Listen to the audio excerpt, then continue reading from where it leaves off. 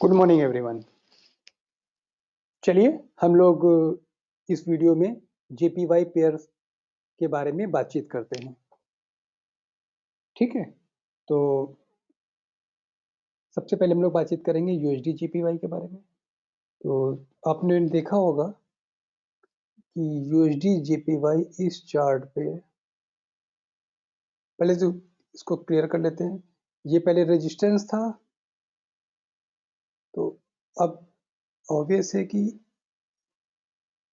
ये यहाँ पे सपोर्ट का काम करेगा, क्योंकि इसके पहले ये रेजिस्टेंस था। ठीक है, वीकली चार्ट के, अच्छा ये वीडियो वीकली टाइम फ्रेम पे डेवलप किया गया है, तो इस चीज़ का ध्यान रखेंगे। ग्रीन लाइन हमारी सपोर्ट को इंडिकेट करती है, रेड लाइन में रेजिस्टेंस को इंडिकेट करती है, और ब्राउन लाइन जो है वो टर्निंग पॉइंट को इंडिकेट करती है।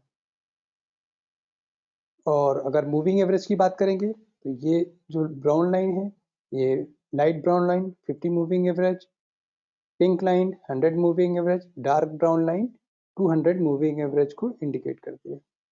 चलिए स्टार्ट करते हैं। तो ये हमारा चार्ट है यूएसडी जेपीवाई का पहला। इसने सपोर्ट लिया 133.35 50 मान लीजिए, 50 पे इसने सपोर्ट लिया, और इस वीक में इसने क्लोजिंग दी 136.50 के आसपास। अगर इस चार्ट के पैटर्न को देखेंगे तो ये एक हेड एंड शोल्डर का पैटर्न बन रहा है। अगर हम यहाँ पे इस हेड एंड शोल्डर को, या इनफैक्ट ये ब्राउन लाइन जो मैंने बनाई है इसको हेड एंड शोल्डर पे पैटर्न पे बनाया, तो ये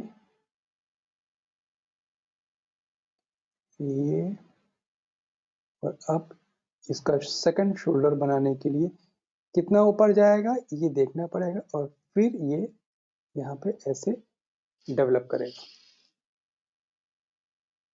तो यहीं पे 50 मूविंग एवरेज को क्रॉस भी करेगा फिर।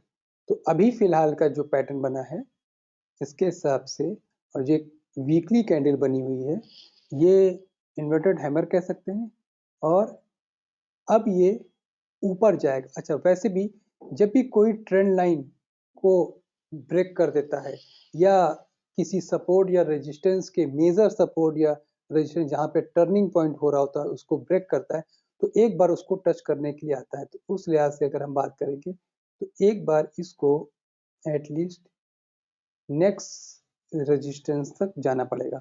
तो इस वीक में हम लोग यूएसडी जीपीवाई को बाय में लेके चलेंगे। स्टॉप लॉस मेरा रहेगा इस वीक का लो 134.35 का आप स्टॉप लॉस रखेंगे, और टारगेट रहेगा 140 के आसपास, 139.50 से लेके 140 के। ठीक है, तो चलिए अगले पेयर पे आते हैं। अगला पेयर हमारा होगा, हम ले रहे हैं यूरो जेपीवाई।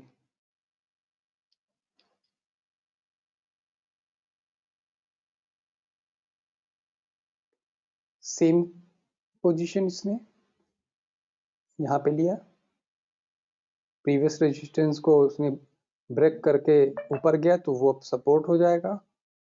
ठीक है, तो अब ये या तो यहाँ पे कंसोलिडेट करेगा, या फिर ये नीचे की तरफ मूव करेगा। लेकिन हम बाय, अभी तो ये बाय में है, लेकिन हम सेल में तब बनेंगे जब 142.70 के नीचे क्लोजिंग देगा।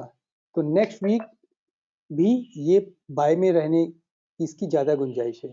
और अगर ऊपर जाने की बात करेंगे तो इसका रेजिस्टेंस जो होगा, नेक्स्ट रेजिस्टेंस ये होगा 146.25 के आसपास जो है इसका यहाँ पे रेजिस्टेंस फेस करेगा।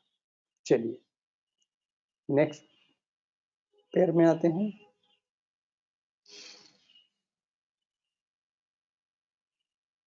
नेक्स्ट पेयर मेरा है जीबीपी जेपीवाई।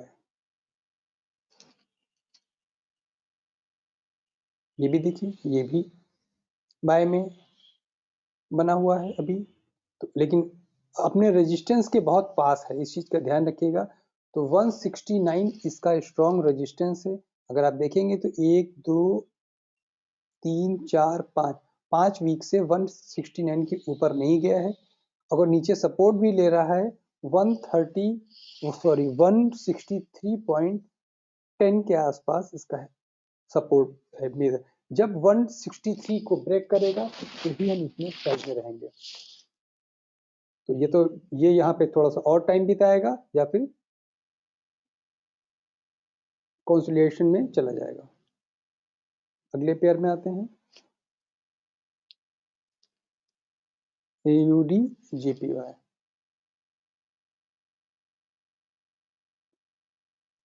देखिए लास्ट वीक जितनी JPY काफी वीक हुआ है, जिसकी वजह से जितने भी JPY पेयर हैं वो सारे ऊपर गए, क्योंकि वो एक सपोर्ट पे भी थे। देखिए ये देखिए 50 मूविंग एवरेज का सपोर्ट था, इतनी जल्दी इसको नहीं तोड़ेगा, वो भी वीकली बेसिस पे। तो अब इसको पहले थोड़ा सा हम लोग एज पर रूल जो रेजिस्टेंस था उसके ऊपर गए तो वो सपोर्ट बन जाएगा। तो यहाँ पे एक काफी स्ट्रॉन्ग रेजिस्टेंस है, इस चीज का ध्यान रखिएगा।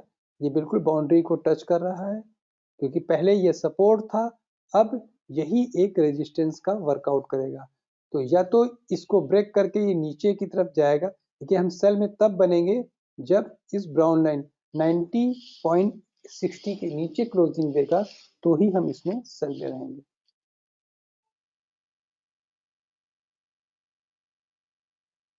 चलिए अगले पेयर पे आते हैं। अगला पेयर हमारा है NZD JPY।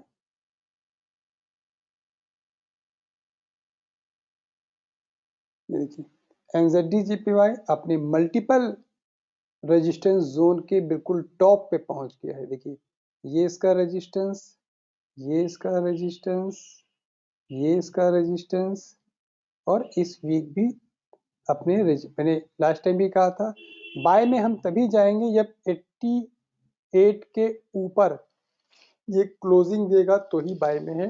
अदरवाइज ये एक चैनल में ही चल रहा है 84 से लेके 87 के बीच में काफी समय से। अगर हम देखेंगे तो ये मार्च से लेके अब तक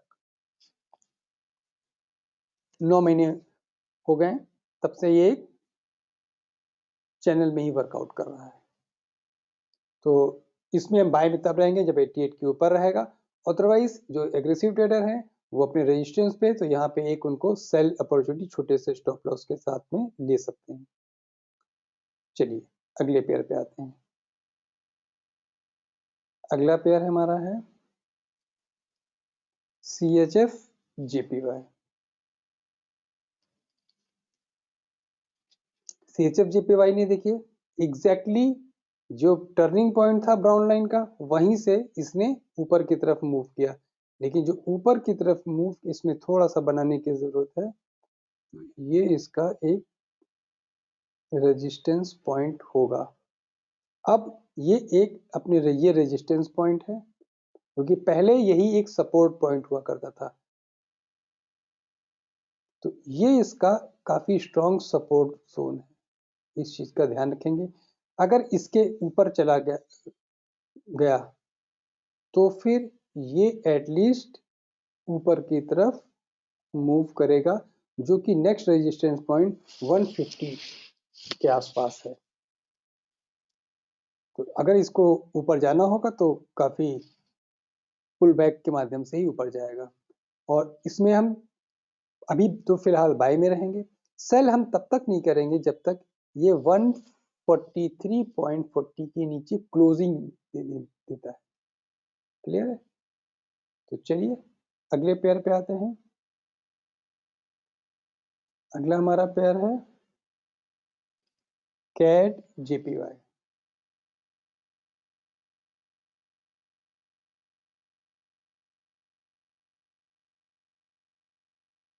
इसको थोड़ा सा पहले सही कर ले इसमें।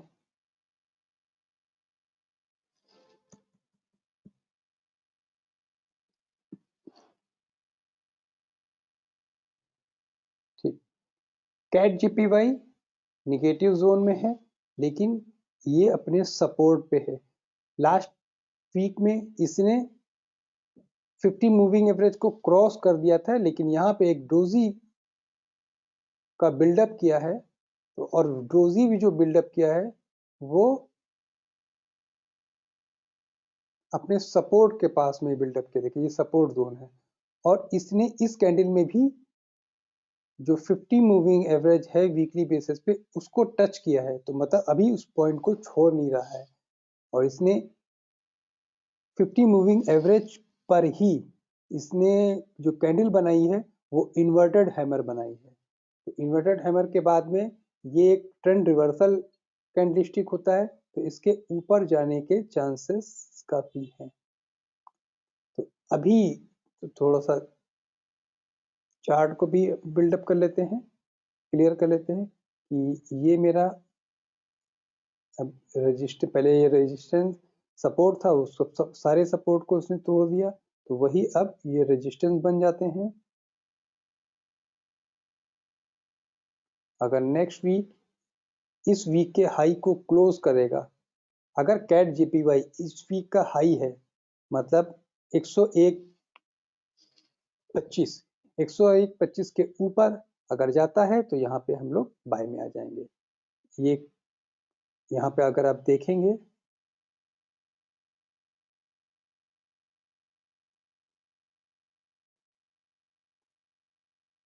ये जो सपोर्ट था वहीं पे इसने रेजिस्टेंस भी लिया है, तो इस चीज का आप लोग ध्यान रखिएगा।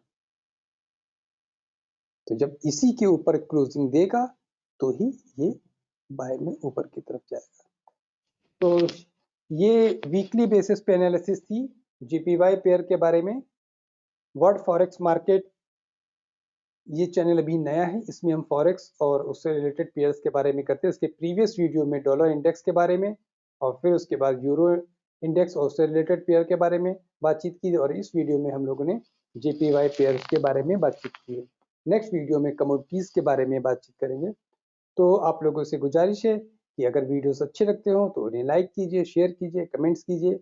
अगर किसी को कुछ पूछना है तो उसे कमेंट बॉक्स में डालिए। Thank you for watching.